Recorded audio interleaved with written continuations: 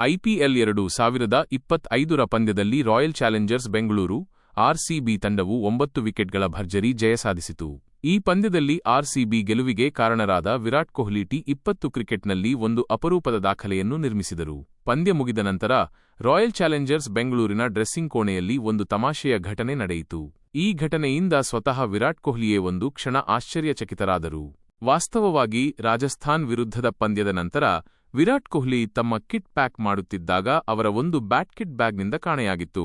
ಕೊಹ್ಲಿಯ kit ಬ್ಯಾಗ್ನಲ್ಲಿ ಒಟ್ಟು 7 ಬ್ಯಾಟ್ಗಳಿದ್ದವು, ಆದರೆ pack ಮಾಡುವಾಗ ಕೇವಲ 6 ಬ್ಯಾಟ್ಗಳು ಮಾತ್ರ ಇರುವುದನ್ನು ಅವರು ಗಮನಿಸಿದರು. ಇದರಿಂದ ಗಾಬರಿಗೊಂಡ ಕೊಹ್ಲಿ ಕಾಣೆಯಾದ ಬ್ಯಾಟ್ ಎಲ್ಲಿ ಹೋಯಿತು ಎಂದು ಹುಡುಕಲು ಪ್ರಾರಂಭಿಸಿದರು. ಅವರು ಎಷ್ಟೇ ಹುಡುಕಿದರೂ ಆ ಬ್ಯಾಟ್ ಸಿಗಲಿಲ್ಲ. ಅಷ್ಟಕ್ಕೂ ನಡೆದಿದ್ದೇನು ಎಂದರೆ, ಕೊಹ್ಲಿಯ ಕಿಟ್ಬ್ಯಾಗ್ನಿಂದ ಒಂದು ಬ್ಯಾಟ್ ಅನ್ನು ತಂಡದ ಸಹ ಆಟಗಾರ ಟಿಮ್ ಡೇವಿಡ್ ಕದ್ದು ತಮ್ಮ ಕಿಟ್ಬ್ಯಾಗ್ನಲ್ಲಿ ಬಚ್ಚಿಟ್ಟಿದ್ದರು. ಈ ವಿಷಯ ತಿಳಿಯದ ಕೊಹ್ಲಿ ಕಳೆದುಹೋದ ಬ್ಯಾಟ್ಗಾಗಿ ಬಹಳ ಹೊತ್ತು ಹುಡುಕಾಟ ನಡೆಸಿದರು. ಕೊನೆಗೆ ಚಿಂತಿತರಾಗಿದ್ದ ಕೊಹ್ಲಿ ಬಳಿ ಬಂದ ಮತ್ತೊಬ್ಬ ಆಟಗಾರ ಟಿಮ್ ಡೇವಿಡ್ ಬ್ಯಾಗಿನಲ್ಲಿ ಬ್ಯಾಟ್ ಇರುವುದಾಗಿ ತಿಳಿಸಿದನು. ನಂತರ ಟಿಮ್ ಡೇವಿಡ್ ತಮ್ಮ ಬ್ಯಾಗ್ನಲ್ಲಿದ್ದ ಕೊಹ್ಲಿಯ ಬ್ಯಾಟ್ ಅನ್ನು ಅವರಿಗೆ ಹಿಂದಿರುಗಿಸಿದರು.